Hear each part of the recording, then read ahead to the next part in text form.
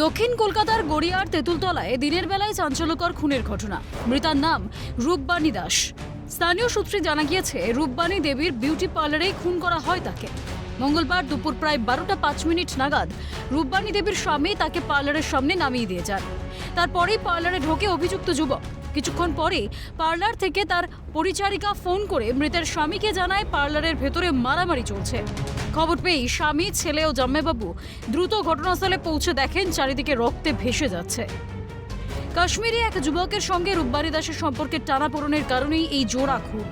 মহিলাকে খুন করার পর অভিযুক্ত যুবক নিজেই নিজের গলায় ধারালো অস্ত্র চালায়, জানান এলাকার কাউন্সিলর। একটা মেয়ের সাথে সম্পর্ক ছিল, পম্পা, তাকে খুঁটটুট চালিয়েছে, হয়তো ভিতরে হস্তাহস্ত ছিল। তারপরে বাইরে বেরিয়ে এসে ও নিজেই গলায় খুঁট চালিয়ে দিয়েছে। সম্ভবত ছেলেটা কাশ্মীরের ছেলে।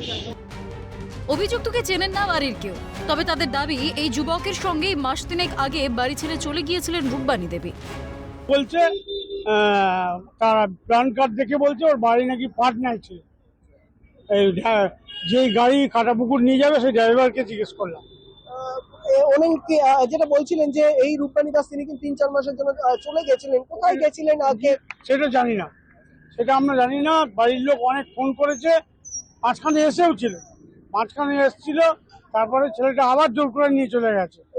এই ছেলেটা আবার এই গত রোববার দিন এসছে, এসে বাড়িতে সংসার ধর্ম করেছে, করে আজকে সকালে বিউটি পার্লার খুলেছে, ধূপধুনো দিয়েছে, খুঁট দিয়ে কেটে দিয়েছে।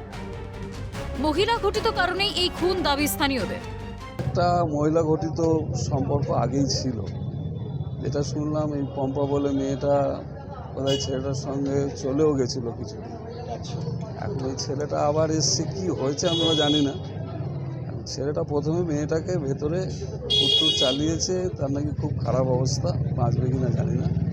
তারপরে ও বাইরে বেরিয়ে নিজেই সুইসাইড করেছে, কুট দিয়ে নিজের গলাটাকে। পরিচারিকার চিৎকার শুনে প্রথম খবর পায় স্থানীয়রা। পার্লারের ভিতরে অনেকক্ষণ রূপবাণী দেবী এবং অভিযুক্তের হাতাহাতি হয়, তারপরেই খুন। দোকানে যে মেয়েটা কাজ করে ছোটাছুটি করছে, তখন ওই আশেপাশে আরও দোকানদার সবাই বেরিয়ে বলতে কী হয়েছে, তো বললো যে এর ভিতরে একটা ছেলে, বেটা ছেলে ঢুকেছে, ভিতর দিয়ে আটকে দিয়েছে কাঁচের দরজা, আর ঢুকতে পারছি না। আছেন পম্পাদির সাথে মারামারি টারি কী করছে ওর ভেতরে।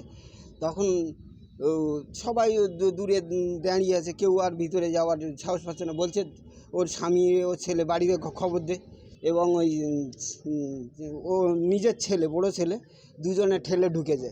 ঢুকে আর ওই বললো ওরা দুজনেই কেঁদে পড়েছে, বলতে দেখ সেই পম্পা আর মেয়েটার মোটামুটি স্বামী বলছে পম্পা আর বাঁচবে না।